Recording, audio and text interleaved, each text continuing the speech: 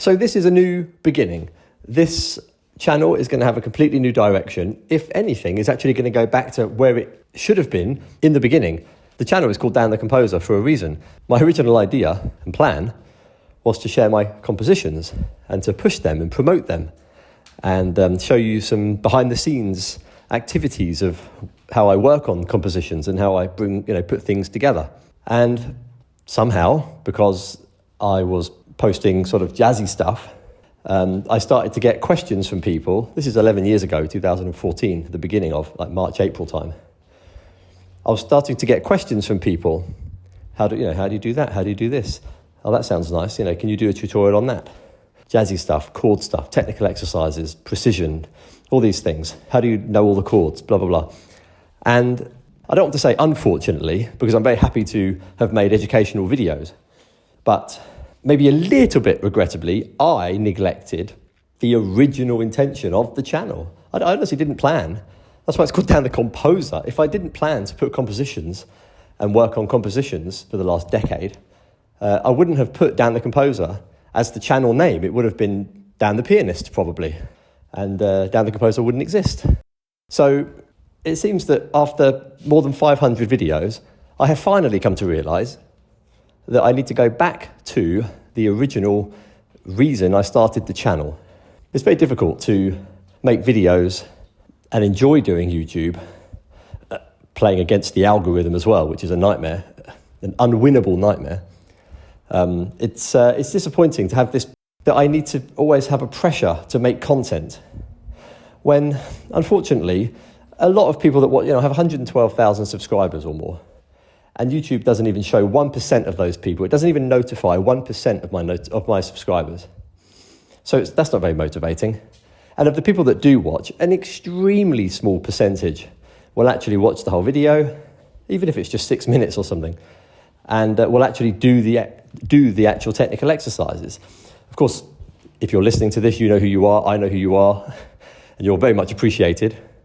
But in terms of actual statistics, you are in a very, very small minority.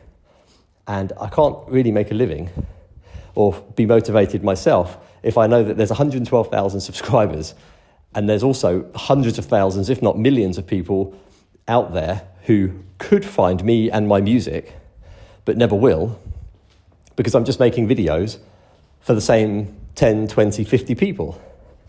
And so this doesn't mean I'm going to stop making tutorials or technical exercises or anything like that.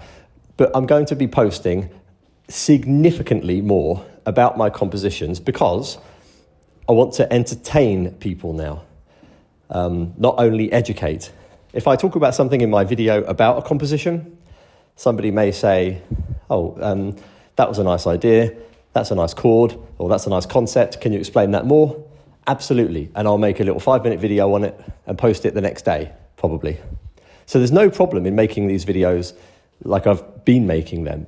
It's just that they're going to become significantly reduced because I already have enough content for people. If people watched all of my videos, they would become really, really good. You would know all your major scales. You'd know every chord in every key. You would be able to read jazz lead sheets. You'd be able to memorize songs. You'd be able to improvise. You'd have finger independence, hand independence. You'd have precision. You'd be able to play quickly, rapidity. You'd have endurance because you'd be doing physical exercises as well. You would be able to play with your eyes closed, literally. You'd have lots of philosophies in your mind. Your internal piano, your internal jukebox, even your internal manuscript, if you go in that direction. You'd be able to recognize chords. You'd have emotional connections to chord types.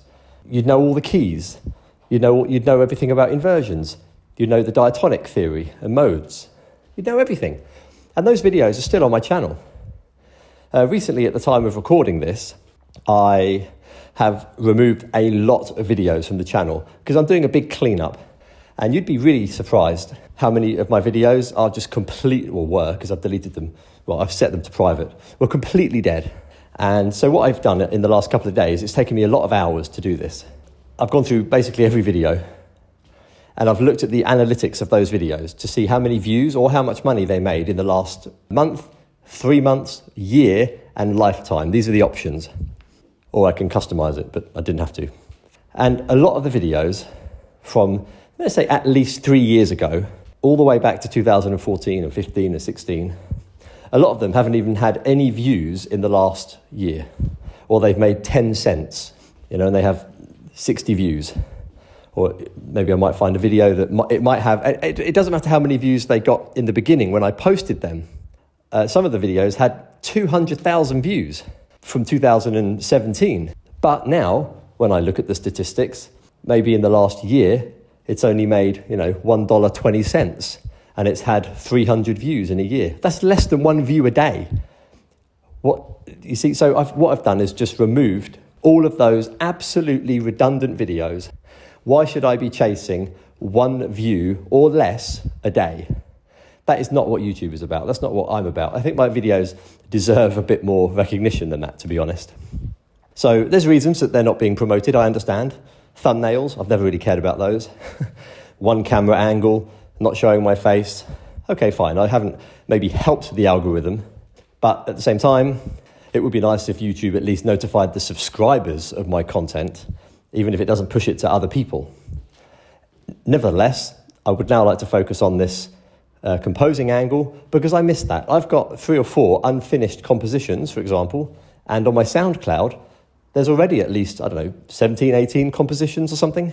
I'd like to redo some of those, clean them up a bit, re-record them. And I've always wanted to even record an album sometimes, even every year. I could maybe put one album together with 12 pieces or something, one piece a month, or even more. I've got lots and lots of ideas, melodies and chord progressions endlessly coming to me from my, what I call inspirational source. And I've just been rejecting them for so long, I can't ignore them anymore. And so I'd like to share that on YouTube to make it more entertaining to watch. It will be educational as well, but because I'm going to put the camera in different places. It's not just going to be the one fixed angle that it's always been, and me just sitting there, feeling a pressure that I have to do this content within 5 minutes or 10 minutes, or it's not going to get, views or something. It's not very nice. So now I'm changing it. I'm going to use the camera. Now I have a new phone with a very, very good camera. I can now, and a microphone, which I'm talking on right now. I'm making an audio while I'm walking around. I want the channel, again, to also, this is one of my points, to become a bit more natural, a bit more behind the scenes, a bit more fluid. Instead of sitting down rigidly with that camera on the tripod. Occasionally it might be there when I'm at the piano, fine. But I might take you out into the city. We can go to some list places, show you some views, but maybe give it a bit of a talking about what I'm seeing, about ideas that are coming to my mind. And then the next clip will be me at home writing out some chords. The next clip might be me at the piano just finding a melody that I heard when I was outside. So it's going to be a lot more lively with different things to watch instead of that one fixed camera angle. So hopefully you're going to appreciate that as well. So it's a big change, and I'm very curious how YouTube is going to react to the fact I've removed a lot of videos. I almost don't want to tell you how many, but it's almost half the channel. Let me say that. Because so many of them were just redundant, and some of them were just far too long. Also, the quality these days is all HD with very good sound, no background noise, of course, good lighting. And a lot of those videos from, let's say, 2020 and before, 2019, 20, were just not, they were recorded with a webcam, a 720p webcam. And even before that, in like 18, 17, some of them even have a little bit of background noise.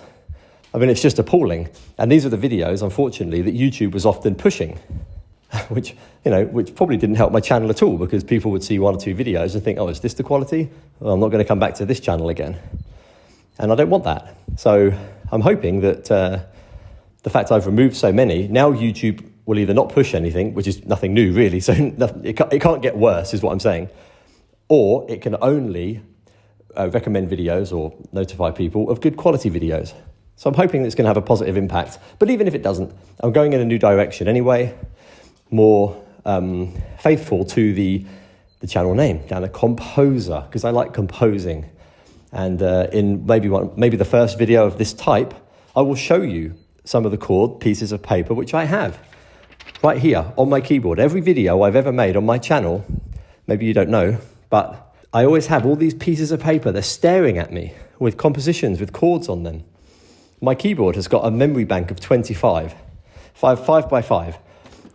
Probably 18 of those, so it's almost all of them, so 17, 18 of them have composition ideas on them from 10, 11, 12 years ago. This keyboard in the videos is very old. At least it's over a decade old, still working. And it's got lots of old ideas on it, which have just been neglected. And I've been listening to them recently. It's, oh my goodness, I remember that. And some of these chords, I don't even know what the melody was. And that's such a shame to me. So I'm going to have to kind of force myself to find a new melody to fit over the chords, or just abandon it. But honestly, there's so many pieces of paper here, you wouldn't believe it. And I'd like to get back into all that and hopefully make it interesting for you as well. And, a little bit of education. So it's going to be more like, 90% entertainment, 10% education. But if you need a video on an educational part, I will make that, of course. So I'm not neglecting anything, and all the best videos are still on the channel. I've cleaned up the playlists, so they're a lot shorter now. But the videos are obviously of better quality because I've removed all the old sort of rubbishy ones. And I've also made some notes about which videos I could redo. And I've kept a couple of videos as well to look back at them, because some of them have got quite good technical exercises or philosophies in them, which I've forgotten about because I did them 6, 7, 8, 9 years ago. So I can re-watch some of them, redo them in a much shorter, much better quality. So I think I'll bring this mini podcast episode to a close, and hope that you are as excited as me to go forward. And I also, finally, if I can close with this, I hope that this encourages you to compose as well. And I don't mean become a composer. Just find your sound and play you. These are catchphrases I used to use in the past. You may have heard them. Play you. Find your musical personality. So I hope that you're also going to try composing too, put some nice chords together. I like to say that there's 3 ways that you can do it. The first one is within confines. It's very restricted. You choose how many bars, what chord types, what key, what style of accompanying left hand you're going to use. It's all very rigid, but it's how you learn within confines and boundaries, like having a canvas with only one paintbrush and just 3 or 4 colours to use. So you mess around. And then the second type approach is trial and error. So you remove at least 80% of those conditions. You sit at the piano and you just play random notes. You're not thinking about what key, what chord, what left-hand accompaniment. You're just playing little melodies and then finding a chord that works with that, or finding 1 or 2 or 3 chords and finding a melody that fits over it that you like. And it's always going to be how you play. This is your musical personality, your inspirational source coming through. So I call that one trial and error. The third is what I do 80%, 90% of the time, which is where it comes from the inspirational source, which means I don't compose at the piano. I'll trim the edges and round the edges, soften the piece, refine it at the piano, but I will hear the melody and hear the chord types, and because I have an emotional connection to chords, I know what chords are being heard. I don't know what key it's in because I don't have perfect pitch, but I'll find that at the piano. So if you listen to any of my compositions on SoundCloud, it would be nice if you chose that as your next destination online. A couple of favourite ones are Budapest Theme Part 3,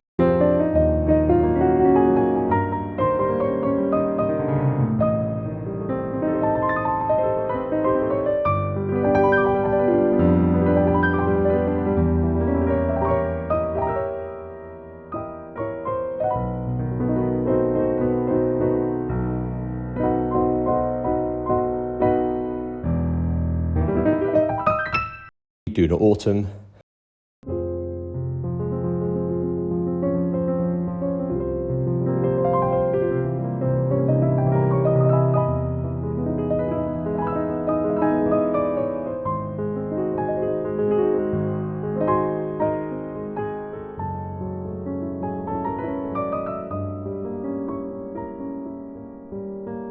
March 12 is a nice piece.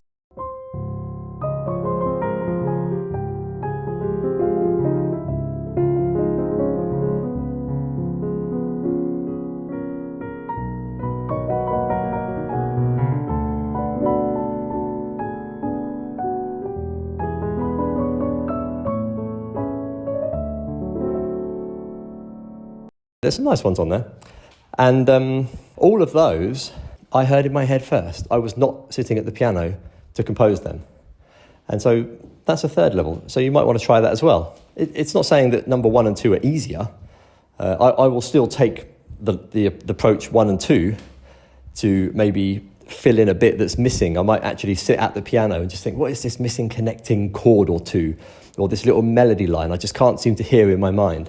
And I will sit at the piano for those moments and just try to connect it up a bit, and a bit of trial and error, let's say, or I'm playing within confines because it has to be from that chord to that chord in that key, and it has to follow that scale. So, sometimes I take out, elements of part 1 and part 2, but most of it's part 3, the inspirational source version. So that's, I think, the end of this little episode. And I look forward to your reactions to it. I mean, to this update and the future videos. I guess I'll post once a week, maybe twice. Hopefully we can work towards an album, and I'll be appreciating feedback as well. You can, I'll put little bits in. Maybe it'll be like a composition update every week or something like that. Here's the bits I've been working on. Here's some new melodies. Here's some nice little chord progressions I'm developing. And people can comment and say, oh, I really like that one. I really like that one. So in a way, together, we can put together an album. So that would be quite nice. It would be the second album. The first album would be all the compositions I have so far, but I'll have to relearn them, refine them, maybe make them a bit shorter as well, clean them up a bit, and record them, in good quality. But then the second album could be, with a little 10-20% involvement of people watching the videos. Brings it to life a bit more. So there you go. Thanks for listening. I'll see you in the next video. All the best, and bye for now.